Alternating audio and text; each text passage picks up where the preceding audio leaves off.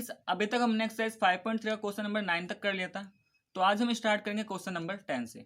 तो वीडियो को स्टार्ट करने से पहले अगर आपने चैनल को सब्सक्राइब नहीं किया है तो प्लीज़ चैनल को सब्सक्राइब करें, लाइक करें और शेयर करें। क्वेश्चन नंबर 10, देखो क्वेश्चन नंबर 10 में गिवन है so that A1 A2 form an AP where AN is defined as below. तो हमें बताना है कि यहाँ पे हमें nth टर्म तो गिवन है, ठीक है, और हमें बताना है जो nth टर्म गिवन है ये एक AP का nth टर्म है। मतलब हम क्या करेंगे, इन nth टर्म से A1 A2 A3 निकालेंगे और उसके हेल्प से बताएंगे कि AP है या नहीं। आगे से लिखा है also find sum of first 15 term in each case, और दोनों ही केस में हमें क्या फाइंड करना है, सम ऑफ फर्स्ट 15 टर्म, मतलब कि S15 हमें फाइंड करना है। तो देखो क्वेश्चन नंबर 10 पार्ट फर्स्ट, हमें गिवन है AN is equal to 3 + 4N। अब अगर हमें ये चेक करना है कि ये AP है या नहीं, तो हम क्या करेंगे, यहाँ से हम कुछ कंसेक्यूटिव टर्म निकालेंगे 3 या 4। जैसे हमने n को 1 पुट किया तो A1 क्या मिल जाएगा हमें, 3 + 4 × 1 कितना हो जाएगा, 3 + 4 = 7। ऐसे ही अगर n की वैल्यू 2 पुट करेंगे तो हमें क्या मिलेगा, सेकंड टर्म। तो सेकंड टर्म कितना आएगा, 3 + 4 × 2, तो यह आ जाएगा 3 + 4 = 8, तो यह आ गया 11। सिमिलरली फॉर n = 3, तो A3 क्या बन जाएगा, 3 + 4 × 3, इसका मतलब 3 + 12, तो ये आ गया हमारे पास 15। और एक और निकाल लेते हैं यहाँ से n = 4 के लिए, तो A4 फोर्थ टर्म क्या आ गया इस AP का, 3 + 4 × 4, 3 + 16 = 19। अब देखो, अब यहाँ पे हम चेक कर लेते हैं इनका कॉमन डिफरेंस। तो अगर हम A2 - A1 करते हैं तो क्या मिलेगा, 11 - 7 = 4। सिमिलरली A3 - A2, तो ये आ जाएगा हमारे पास 15 - 11 = 4। और अगर हम यहाँ पे A4 - A3 करते हैं तो ये आएगा 19 - 15 = 4। तो किसी भी कंसेक्यूटिव टर्म का जो डिफरेंस आ रहा है वो हमारा क्या आ रहा है, कांस्टेंट आ रहा है 4। तो इसका मतलब ये हमारा क्या है, AP है। तो ये AP तो हमारा है, तो हम क्या बोलेंगे कि A1 A2 form an AP। तो हम यहाँ से बोल सकते हैं A1 A2 A3 form an AP, कि ये सीक्वेंस जो है ये हमारा AP तो बन रहा है। और अगर AP बन रहा है तो हमें क्या फाइंड करना है, S15 फाइंड करना था। तो देखो हमने पढ़ा है Sn = n/2 2a + n - 1 × d। तो S15 कितना हो जाएगा यहाँ से, 15/2 2 × a कितना गिवन है। अब देखो यहाँ पे ये जो फर्स्ट टर्म है, ये जो फर्स्ट टर्म 7, यही तो हमारा क्या है, ये तो हमारा A बन जाएगा, ठीक है। और जो कॉमन डिफरेंस आ रहा है ये हमारा क्या है, D है। तो इस AP का A तो 7 हो गया और D क्या हो गया, 4।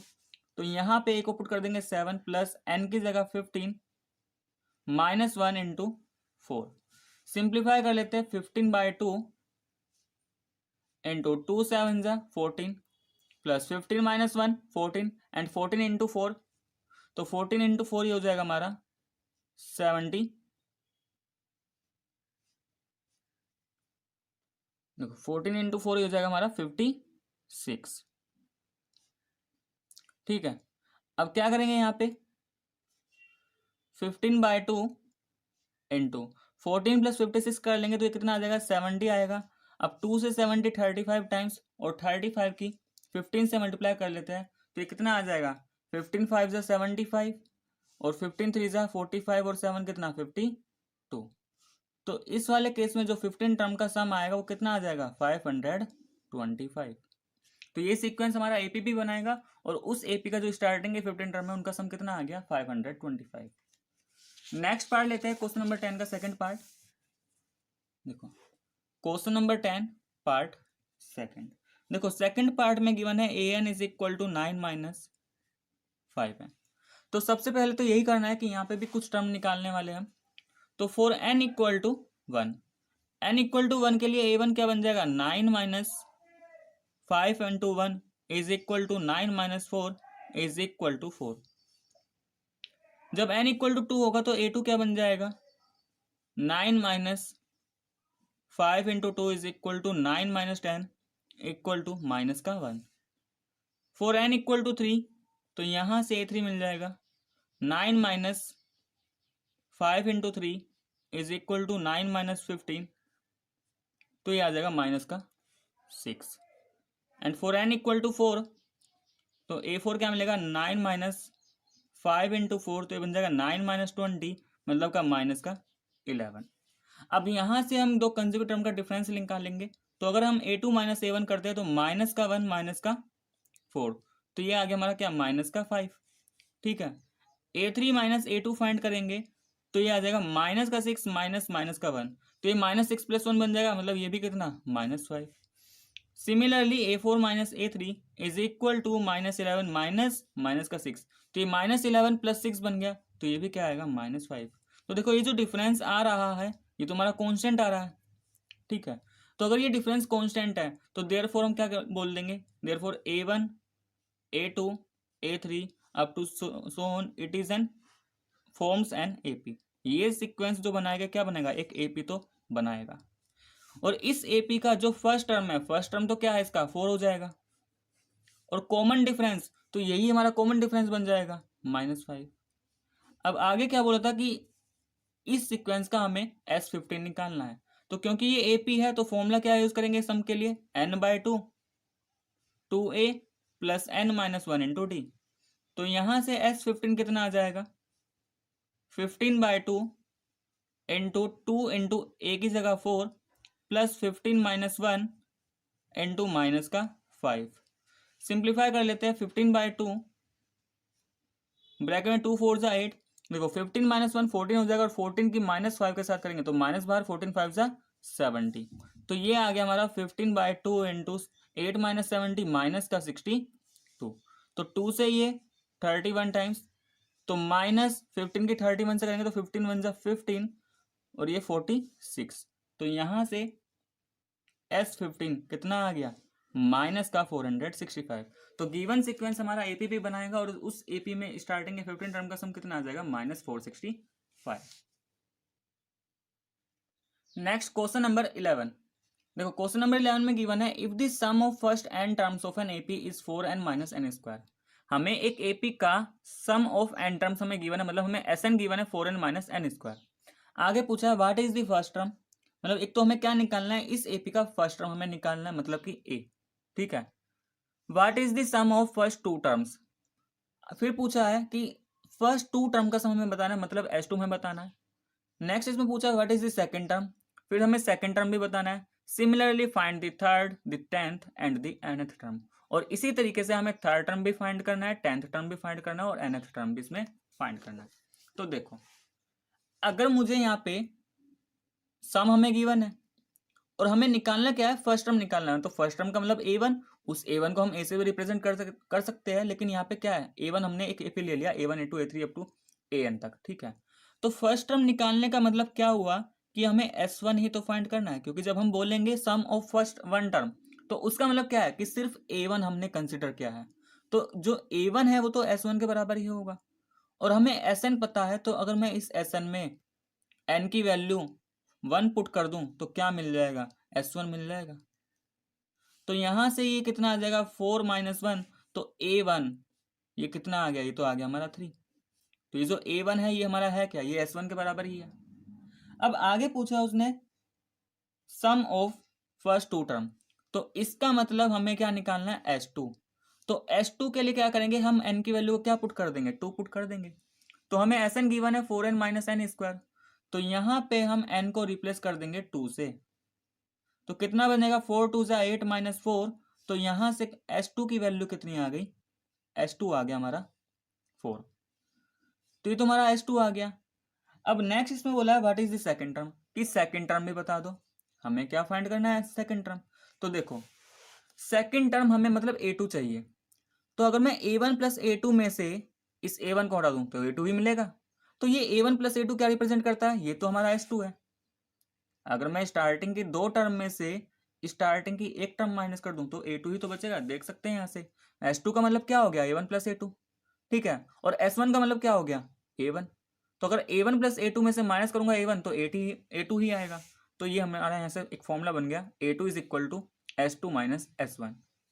S2 तो हमने अभी फाइंड किया 4, S1 भी तो फाइंड किया था। देखो ये जो S1 है ये A1 के बराबर ही, और A1 कितना आया था 3, तो यहाँ से A2 हमारा कितना आ गया, 1 आ गया। तो सेकंड टर्म इस AP का कितना आ गया, 1 आ गया। आगे लिखा है similarly find the third, the 10th and nth term. इसी तरीके से हमें थर्ड टर्म भी फाइंड करना है A3। तो A3 का मतलब क्या है, अब देखो A3 का मतलब समझते हैं, हमें ये A3 निकालना है। तो अगर मैं स्टार्टिंग की 3 टर्म में से ये 2 टर्म हटा देता हूं तो हमें क्या मिलेगा, A3। तो अगर हम स्टार्टिंग की 3 टर्म का सम ले और उसमें से फर्स्ट 2 टर्म का सम माइनस कर दे तो हमें A3 मिल जाएगा। अब S2 तो हमने निकाल चुके हैं ना 4, हमें बस S3 चाहिए। तो सबसे पहले हम यहाँ पे S3 निकाल लेते हैं। तो S3 क्या होगा, S3 के लिए Sn में n की वैल्यू 3 पुट कर देते हैं। तो क्या बन जाएगा, 4 into 3 minus 3 square equal to 4 3 12 3 9, ये आ जाएगा 3। तो देयरफॉर यहाँ से A3 कितना मिलेगा, S3 तो हमारा कितना आ गया 3, ठीक है। S2 कितना था हमारा 4। तो A3 हमारा कितना आ गया यहाँ से, माइनस का 1।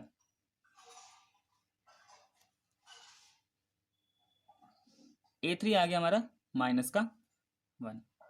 अब नेक्स्ट इसमें पूछा है द 10th टर्म। हमें जैसे हमने थर्ड टर्म निकाला इसी तरीके से हमें क्या निकालना है, 10th टर्म। तो देखो फिर 10th टर्म कैसे निकाल लेंगे कि अगर हम स्टार्टिंग के 10 टर्म का सम ले और उसमें से स्टार्टिंग के 9 टर्म का सम माइनस कर दे तो हमें क्या मिल जाएगा, 10th टर्म मिल जाएगा। मतलब A10 क्या बन जाएगा, जब यहाँ पे 10 है तो सम ऑफ 10 माइनस S9, मतलब यहाँ पे जो भी आएगा उसमें से एक माइनस कर देना है तो हमें क्या मिलेगा, 10th टर्म। अब इसका मतलब सबसे पहले मैं यहाँ पे S10 निकाल लेता हूँ। तो S10 के लिए जो हमारा Sn का फॉर्मूला है वहां पे क्या कर देंगे, n की जगह 10 कर देंगे। तो 4 into 10 minus 10 square is equal to 4 10 जा 40 minus 100 is equal to minus का 60। सिमिलरली यहाँ से S9 भी फाइंड कर लेते हैं। तो अब क्या करेंगे, Sn में n की जगह क्या पुट कर देंगे, 9। तो ये क्या बन जाएगा, 4 इंटू 9 माइनस 9 का स्क्वायर। तो 4 9 जा 36 माइनस 81। अब इसको सोल्व कर लेते हैं। देखो 81 में से 36 जाएगा तो 5 और ये माइनस का 45 आ जाएगा, ठीक है। ये कितना आ जाएगा, माइनस 45। तो यहाँ से हमें A10 कितना मिल जाएगा, A10 हो गया हमारा माइनस का 60 माइनस माइनस का 45। तो ये माइनस 60 प्लस 45 बन जाएगा, मतलब कि जो 10th टर्म है वो क्या आ जाएगा हमारा, माइनस का 15, माइनस का 15। और सिमिलरली जो लास्ट में हमें पूछा है nth टर्म, तो nth टर्म हमारा क्या होगा, तो देखो जब यहाँ पे 10th टर्म है तो क्या था, सम ऑफ 10 टर्म माइनस उससे पहले जो टर्म है यानी कि 9th टर्म, वहां तक का सम हमें माइनस कर देना है। तो जब हम nth टर्म करेंगे तो क्या करेंगे, sum of n term minus n से जो प्रीवियस टर्म है यानी कि n माइनस 1 टर्म, वहां तक का सम हम माइनस कर देंगे।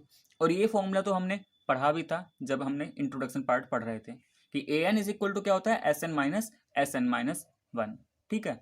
तो यहाँ से भी हम देख सकते हैं क्योंकि जब हमने A2 निकाला तो क्या आया, S2 माइनस S1। ऐसे हमने A3 निकाला तो क्या आया उसके लिए, जब हमने A2 निकाला S2 माइनस S1 आया था, A3 निकाला तो S3 माइनस S2 आया, ठीक है। A10 निकाला तो S10 माइनस S9 आया। तो AN क्या होगा, Sn माइनस Sn माइनस 1। अब Sn तो हमें पता है लेकिन हमें Sn माइनस 1 तो निकालना पड़ेगा। तो हम क्या करेंगे कि जो भी हमें फॉर्मूला दे रखा है, अब n की जगह इस बार क्या करेंगे, n माइनस 1। तो देखो हमें Sn गिवन है, Sn तो हमें गिवन था कितना, 4n माइनस का n स्क्वायर। तो Sn की वैल्यू तो हमें पता है लेकिन S ऑफ n माइनस 1 कितना होगा, को जहां पर n है वहां पर रिप्लेस कर देंगे n माइनस 1 से। अब इसको सिंप्लीफाई कर लेते हैं, 4 की अंदर मल्टीप्लाई करेंगे तो 4n माइनस 4, ठीक है। देखो या इसमें से हम ऐसे कर लेते हैं, ठीक है, माइनस, अब ये n माइनस 1 का होल स्क्वायर है तो ये तो क्या बन जाएगा, A square plus B square minus 2ab, तो n square plus 1 minus 2n। Open कर देते हैं ब्रैकेट को तो ये तो 4n माइनस 4 ही रहा, माइनस का n स्क्वायर माइनस का 1 प्लस का 2n। जब माइनस के अंदर मल्टीप्लाई होगी तो अंदर वालों का साइन क्या हो जाएगा, चेंज हो जाएगा।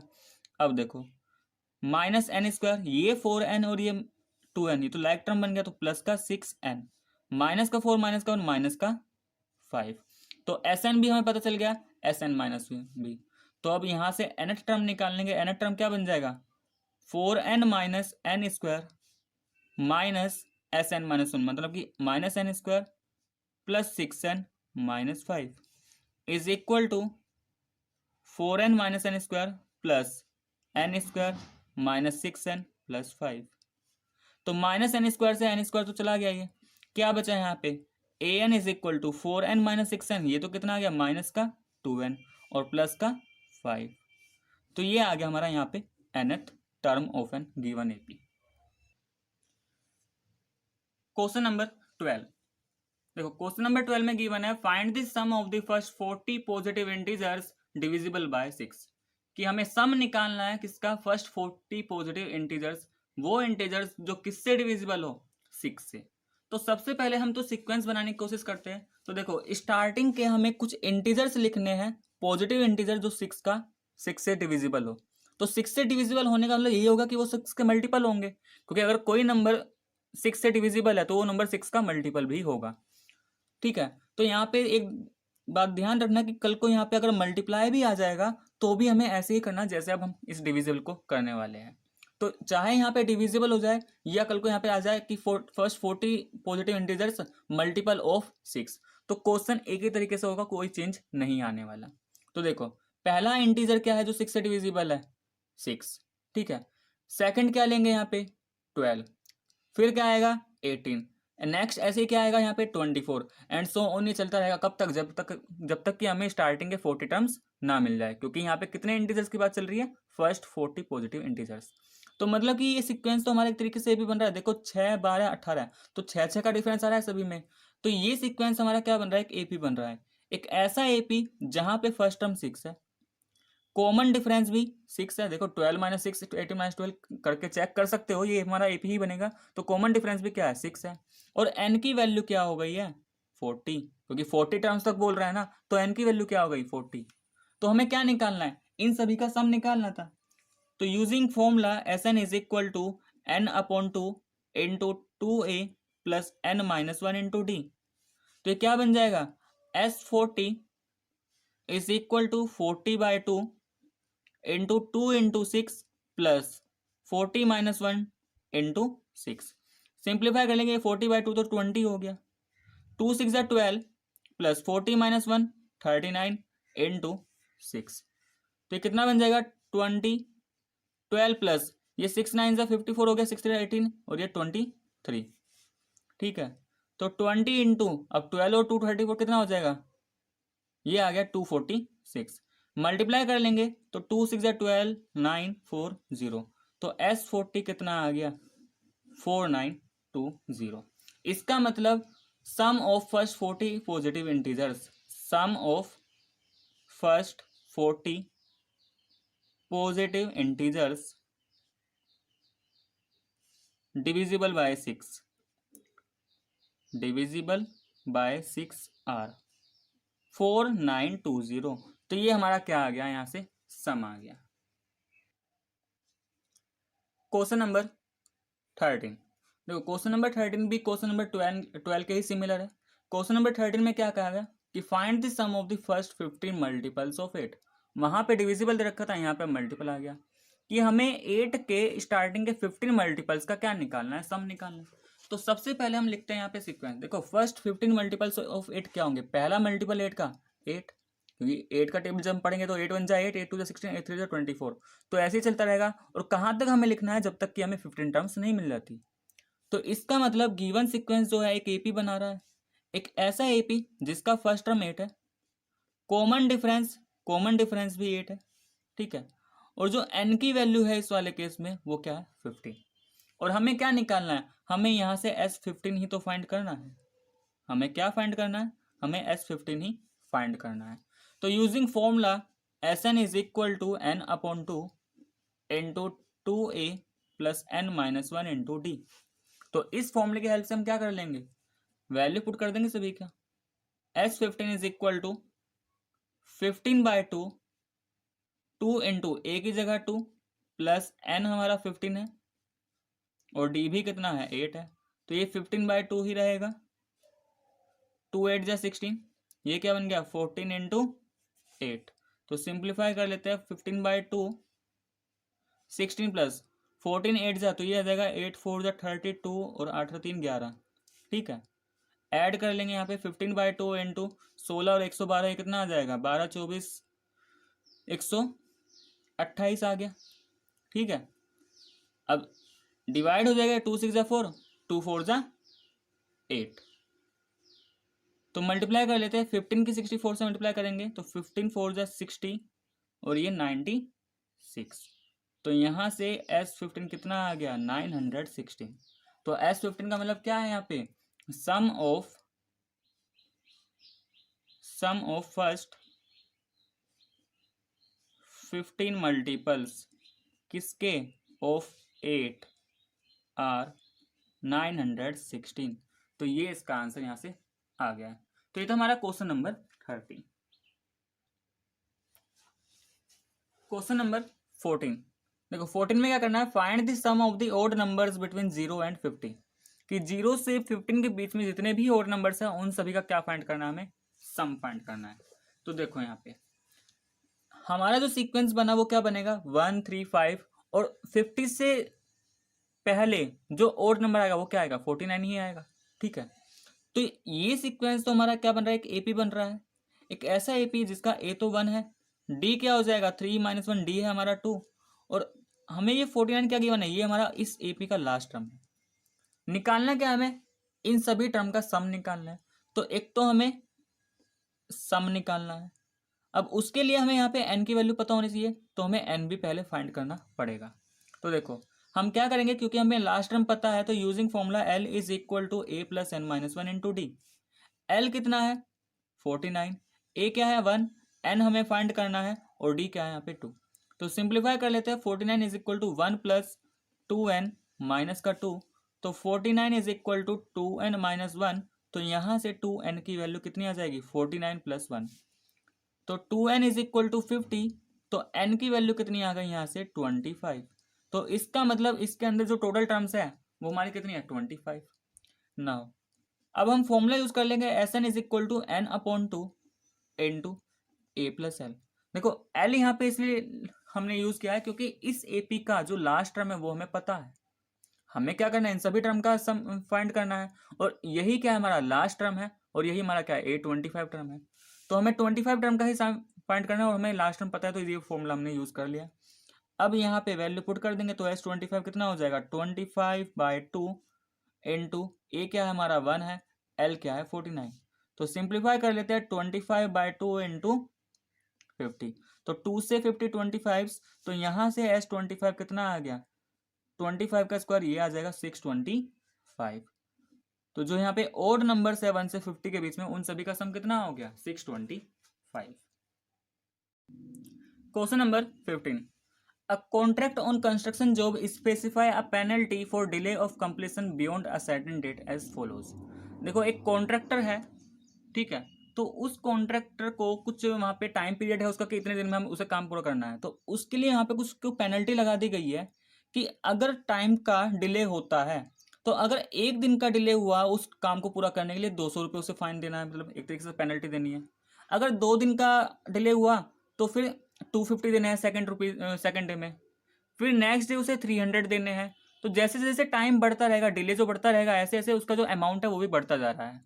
ठीक है, तो आगे लिखा भी है, penalty for each succeeding day being ₹50 more than for the presiding day, मतलब जो पेनल्टी है वो 50-50 रुपये डेली बढ़ती भी रहेगी। ठीक है, तो आगे इसमें लिखा है how much money did the contractor has to pay as penalty. तो जो कॉन्ट्रैक्टर है उसे पेनल्टी के रूप में कितना अमाउंट पे करना होगा अगर उसने जो भी उसे काम मिला हुआ है उसने उसका डिले कर दिया 30 डेज तक। ठीक है, तो देखो फर्स्ट डे के लिए जो पेनल्टी है वो कितना है ₹200, ऐसे ही सेकंड डे के लिए पेनल्टी क्या है ₹250, और थर्ड डे के लिए पेनल्टी क्या है ₹300, और ऐसे ही ये चलता जाएगा 50-50 रुपीज बढ़ता जा रहा है। तो ये जो यहाँ पे नंबर्स आ रहे हैं ये तो हमारे एक एपी बना रहे हैं, ठीक है, और एक ऐसा एपी बना रहे हैं जहाँ पे ए तो हमारा क्या है 200, कॉमन डिफरेंस क्वेश्चन में गिवन भी है 50 रुपीज, यहाँ से भी हम निकाल सकते हैं। ठीक है, तो ये जो 200 250 300 ये क्या है पेनल्टी का जो अमाउंट है, और ऐसा हमें निकालना है कब तक कि अगर मान लो ये हमारा 30 टर्म्स तक, क्योंकि उसने 30 डेज का डिले लिया है। ठीक है, तो अगर यहाँ पे एन की वैल्यू 30 हो जाती है, ठीक है, तो हमें उस 30 का क्या निकालना है, सम निकालना है। हमें ये बताना है ना कितना पेनल्टी उसे देना है, तो सभी का क्या निकालना है, सम निकालना है। तो देखो यहाँ पे हमें फाइंड करना है S30। तो देखो यहाँ पे हमारा फॉर्मूला है S n is equal to क्या होता है n/2 into 2a plus n-1 into d. तो S30 कितना होगा 30/2, 2 इंटू ए कितना है 200 प्लस n की जगह 30-1 और d क्या है हमारा 50। सिंप्लीफाई कर लेते हैं, ये आ जाएगा 15। 2 इंटू 200 400 प्लस 30-1 ये हो गया हमारा 29 इंटू 50। तो ये कितना आ जाएगा 15 इंटू 400 प्लस 29 की 50 से मल्टीप्लाई करेंगे तो 5 9 जा 45, 5 2 जा 10 14, ठीक है। तो 1450। अब इसको सिंप्लीफाई कर लेते हैं, 15 इंटू इन दोनों को ऐड करेंगे तो कितना आएगा 14 1850 आ जाएगा। ये मल्टीप्लाई कर लेते हैं तो यहाँ से S30 कितना आ जाएगा, तो 15 5 जा 75, 15 8 जा 120, 127, 15 1 जा 15 और 2 12, ये आ गया हमारा 27 और 1 0। तो मतलब जो टोटल अमाउंट उसे पे करना है, ये S30 क्या आ गया कि मतलब ये पेनल्टी लगी है 200 250 300 ऐसे ही बढ़ता जाएगा कब तक 30 टर्म्स तक, क्योंकि 30 डे का उसने डिले किया है। तो जो सम आया वो है 27750। अब ये है क्या, ये हमारा अमाउंट ही तो है, तो हम क्या लिखेंगे, amount money pay by contractor as a penalty for 30 days. ये 30 डेज का जो उसे पेनल्टी लगा है वो कितना आ गया, ₹27750। तो इतना अमाउंट उसे पेनल्टी के रूप में देना पड़ेगा अगर वो 30 डेज का डिले करता है। तो ये था हमारा क्वेश्चन नंबर 15। तो स्टूडेंट्स, अगर आपको वीडियो पसंद आया तो प्लीज़ लाइक करें, शेयर करें और कमेंट करके ज़रूर बताएं। आगे के क्वेश्चन नेक्स्ट वीडियो में पढ़ेंगे, तो आज के लिए बस इतना ही।